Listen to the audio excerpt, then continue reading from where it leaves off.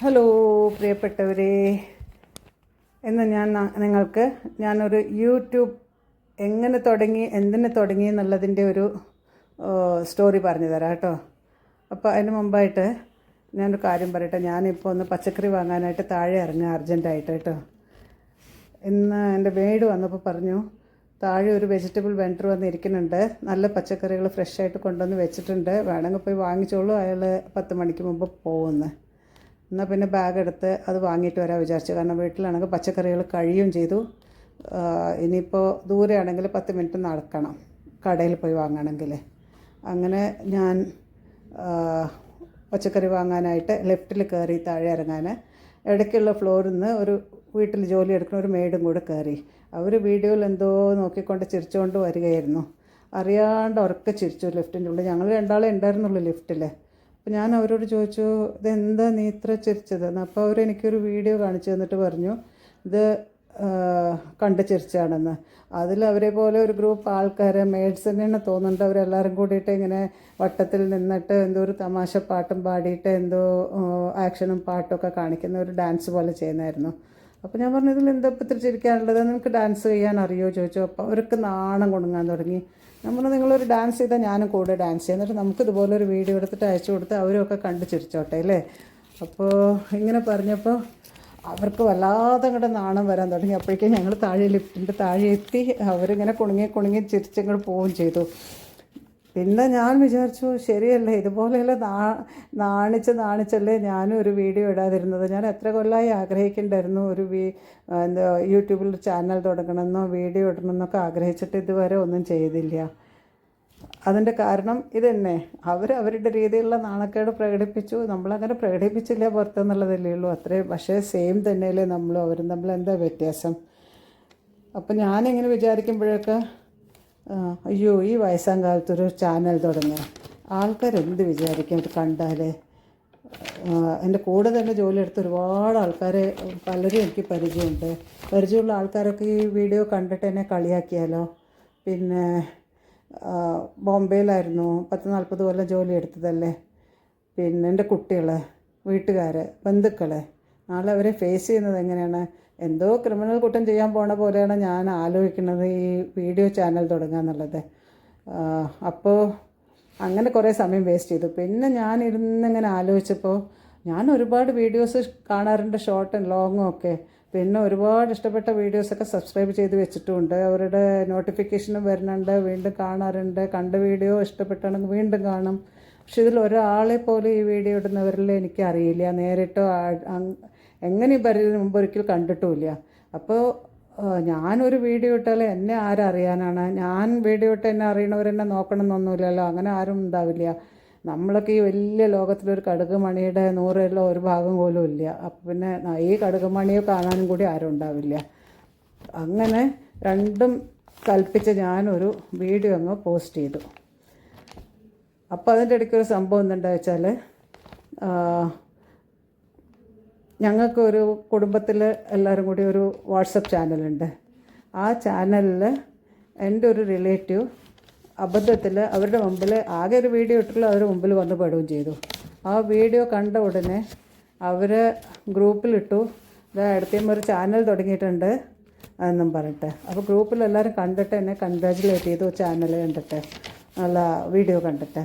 അപ്പോൾ പക്ഷേ സബ്സ്ക്രൈബൊന്നും ആരും ചെയ്തിട്ടില്ല കേട്ടോ. ആരും പറയാൻ പറ്റില്ല, കുറച്ച് പേരെ. കാരണം ഇപ്പോഴും ഒരു മാസം ആവാറായിട്ട് 30 സബ്സ്ക്രിപ്ഷനും പോലും ആയിട്ടില്ല എൻ്റെ. അപ്പോൾ പിന്നെ മനസ്സിലായില്ലേ.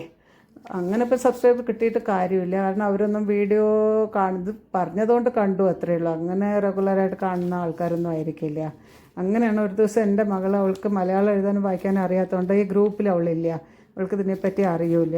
പക്ഷെ അവൾ വർക്ക് സംബന്ധമായിട്ട് ഒന്ന് ബാംഗ്ലൂരിൽ പോയതായിരുന്നു. അവിടെ വെച്ച് അവളുടെ പ്രിയപ്പെട്ട കസിൻ, അവളുടെ ചേച്ചി, അവൾക്ക് എൻ്റെ വീഡിയോ കാണിച്ചു കൊടുത്തു. തിരിച്ചു വന്നിട്ട് അവളുടെ ഹസ്ബൻഡിനോട് പറഞ്ഞു, എൻ്റെ മുമ്പിൽ വെച്ചിട്ട് തന്നെ, എൻ്റെ അമ്മ ഒരു യൂട്യൂബർ ആയിട്ടോ, അമ്മ കൺഗ്രാജുലേഷൻസ്. പക്ഷേ അമ്മ ഒരു കാര്യം എല്ലാവരോടും പറഞ്ഞു, എന്നോട് മാത്രം പറഞ്ഞില്ല.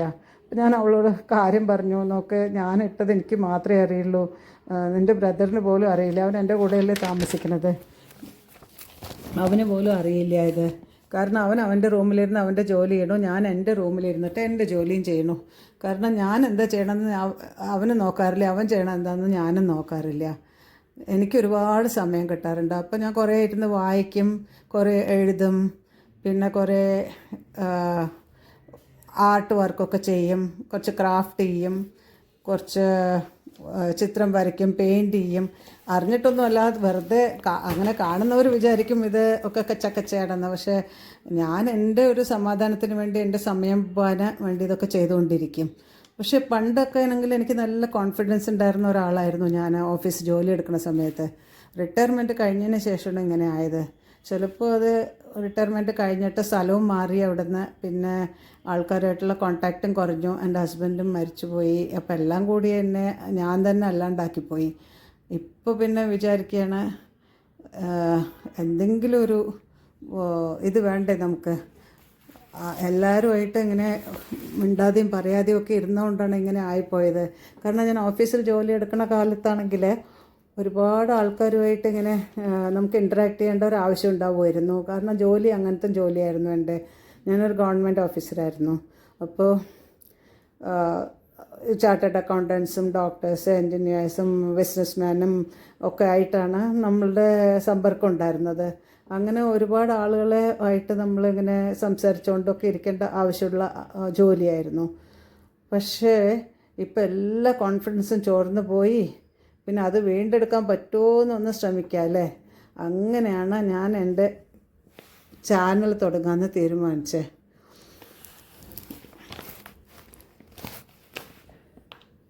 ഈ ചാനൽ തുടങ്ങിയത് ഞാൻ മാത്രം. അത് കാരണം ഇതിനെ പറ്റിയിട്ട് എനിക്ക് ഒന്നും അറിയില്ല. വീഡിയോ എടുക്കാനോ വീഡിയോ ഇടാനോ കാര്യമായിട്ട് ഒന്നും അറിയില്ല കേട്ടോ. ഇത് എങ്ങനെയൊക്കെയോ എടുക്കണു, എങ്ങനെയൊക്കെയോ ഇടണു, അത്രയേ ഉള്ളൂ. അങ്ങനെ പറഞ്ഞ് ഒരാഴ്ചത്തെ വെജിറ്റബിൾ മുഴുവൻ വൃത്തിയാക്കി കഴുകി ഉണക്കി കട്ട് ചെയ്ത് പാക്ക് ചെയ്ത് ഫ്രിഡ്ജിൻ്റെ അകത്തും കയറ്റി കഴിഞ്ഞു കേട്ടോ. പക്ഷേ പണ്ട് ഞാൻ ജോലി എടുക്കുന്ന കാലത്ത് ഞാൻ ഇതുപോലെ ഒരുപാട് പച്ചക്കറിയൊന്നും വാങ്ങില്ല. 1-2 ദിവസം സ്റ്റേഷനിന് പുറത്തിറങ്ങി കഴിഞ്ഞാൽ പച്ചക്കറി മാർക്കറ്റിലൂടെയാണ് പോകുന്നത് ബസ് പിടിക്കാൻ. അപ്പോൾ 1-2 ദിവസത്തെ ഫ്രഷായിട്ട് വാങ്ങിക്കൊണ്ടുപോകും. ഇപ്പോൾ പിന്നെ എന്താ വെച്ചാൽ പച്ചക്കറി വാങ്ങാനായിട്ട് കുറച്ച് ദൂരം നടക്കുക, അതിന് വേണ്ടി ഇറങ്ങണ്ടേ വീട്ടിൽ നിന്ന്. അപ്പോൾ കുറച്ച് പച്ചക്കറിയൊക്കെ നമ്മൾ ഒരാഴ്ചയിൽ വാങ്ങി ഒന്നിച്ചിട്ട് ഇങ്ങനെ സ്റ്റോക്ക് ചെയ്ത് വെക്കും. ഇതിപ്പോൾ എനിക്കങ്ങനെ ചെയ്യേണ്ട ആവശ്യമില്ല സ്റ്റോക്ക് ചെയ്യേണ്ടത്. പക്ഷെ ഇതുപോലെ ചെയ്യുകയാണെങ്കിൽ, ജോലിയൊക്കെ ചെയ്യുന്ന കുട്ടികൾക്കൊക്കെ ആണെങ്കിൽ ഇതുപോലെ ഒരു ആഴ്ചത്തേക്കൊക്കെ വാങ്ങി ഇതുപോലെ ഒക്കെ ഫ്രിഡ്ജിൽ സ്റ്റോർ ചെയ്ത് വെച്ചാൽ പണി എളുപ്പമായിരിക്കും അല്ലേ. അപ്പോൾ അങ്ങനെ എൻ്റെ ഈ വീഡിയോ നിങ്ങൾക്കെല്ലാവർക്കും ഇഷ്ടപ്പെട്ടിട്ടുണ്ടാവുമെന്ന് ഞാൻ വിശ്വസിക്കട്ടെ.